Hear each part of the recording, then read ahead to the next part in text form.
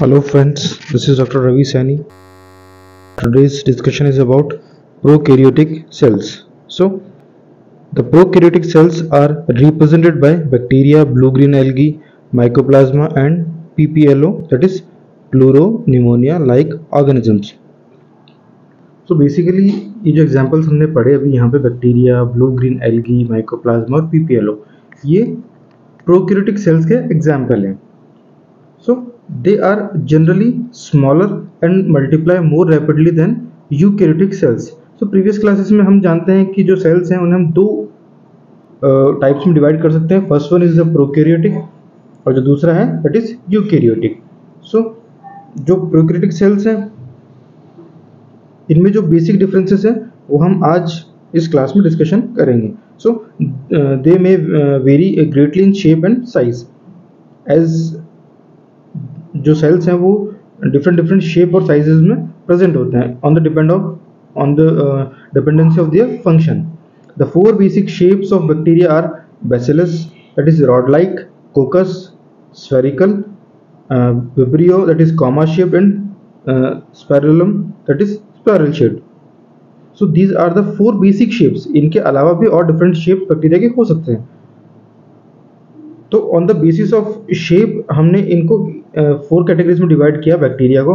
और बैक्टीरिया जो है वो प्रोकैरियोटिक सेल का एग्जांपल है.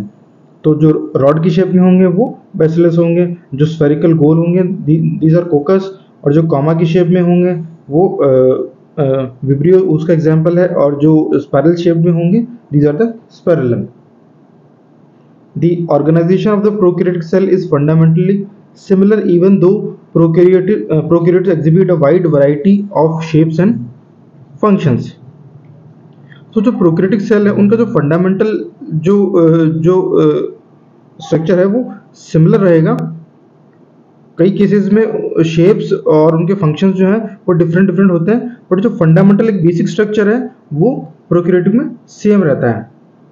All prokaryotes have a cell wall surrounding the cell membrane except in mycoplasma. So जो प्रोकैरियोटिक सेल्स हैं उनमें सेल वॉल होगा जो कि सेल मेम्ब्रेन के बाहर की तरफ आउटर कवरिंग प्रेजेंट होगा. बट माइकोप्लाज्मा एक ऐसा प्रोकैरियोटिक सेल है जिसमें सेल वॉल एब्सेंट होता है. The fluid matrix filling the cell is the cytoplasm. और जो सेल के इनसाइड जो एक फ्लूइड है, एक मैट्रिक्स फ्लूइड है that is cytoplasm. There is a no well defined nucleus. So यहाँ पे हम एक डिफरेंस पढ़ रहे हैं that is there is no well defined nucleus. So prokaryotic cells में there is no well defined nucleus. It means वहाँ पे न्यूक्लियर मेम्ब्रेन नहीं है, और जो जेनेटिक मटीरियल है it is basically situated in cytoplasm as a naked. There is no envelope which is covering to this genetic material. जैसे कि जो यूकैरियोटिक सेल है वहाँ पे प्रॉपर एक न्यूक्लियस होगा, उसका न्यूक्लियर मेम्ब्रेन होगा, उसके अंदर जो जेनेटिक मटेरियल है वो प्रेजेंट होगा. But in case of prokaryotes genetic material है, there is no covering which covers this genetic material. So genetic material is present naked. Many bacteria have a smaller circular DNA outside the genomic DNA.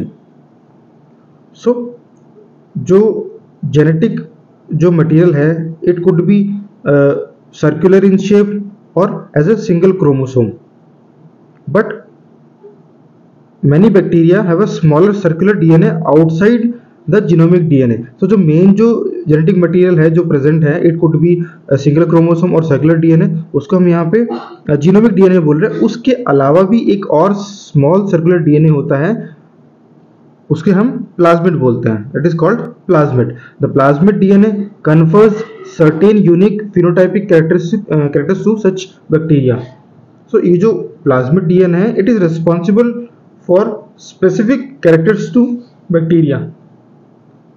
One such character is resistance to antibiotics. It is very important. This plasmid DNA is responsible for giving bacteria a property to resist antibiotics. जब हम infections के time में या disease के time पे कोई antibiotics लेते हैं तो उन एंटीबायोटिक्स के अगेंस्ट में जो जर्म्स हैं, जो बैक्टीरिया हैं, वो रेजिस्टेंस शो करते हैं। और ये जो रेजिस्टेंस की जो शो करने की जो प्रॉपर्टी है, that is because of presence of plasmid DNA. And this plasmid DNA, it is apart from genomic DNA, a separate DNA is present outside this genomic DNA. So this is plasmid DNA. In higher classes we'll learn that this plasmid DNA is used to monitor bacterial transformation with foreign DNA. ये जो concept है ये हम further classes में discussion करेंगे कि कैसे जो प्लाज्मिड डीएनए है वो बैक्टीरियल ट्रांसफॉर्मेशन में यूज होता है विद फॉरेन डीएनए, है ना। Now come to the nuclear membrane is found in eukaryotes, which I have mentioned कि जो यूकैरियोटिक सेल्स हैं उनमें एक स्पेसिफिक न्यूक्लियर मेम्ब्रेन होगा और जो जेनेटिक मटेरियल है वो इसके अंदर प्रेजेंट होगा। सो जो genetic material it is covered in case of eukaryotic cells. No organelles like the ones in eukaryotes are found in prokaryotic cells except for ribosomes. जो सेल ऑर्गेनेल्स हैं, membrane bound cell organelles हैं, वो eukaryotic cells में present होते हैं, but prokaryote में these membrane bound cell organelles are also absent. Except ribosome जो है वो प्रोकैरियोटिक सेल्स में प्रेजेंट होता है और यूकैरियोटिक सेल्स में भी प्रेजेंट होता है, but it is not covered by membrane. जो बाकी जो सेल ऑर्गेनेल हैं, mitochondria, Golgi body, lysosomes, these are membrane bound. Prokaryotes have something unique in the form of inclusion. Prokaryote cells में एक स्पेसिफिक स्ट्रक्चर्स भी होते हैं, इंक्लूजन बॉडीज बोलते हैं जिन्हें हम। A specialized differentiated form of cell membrane called mesosome is a characteristic of prokaryotes. So it is very important.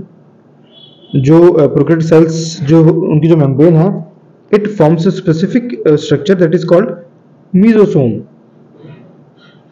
These are the infoldings of cell membrane. जो सेल मेम्ब्रेन है वो अंदर की तरफ फोल्ड होकर स्पेसिफिक स्ट्रक्चर्स बनाते हैं. These are called mesosome और ये सिर्फ प्रोकैरियोटिक सेल्स में ही प्रेजेंट होते हैं.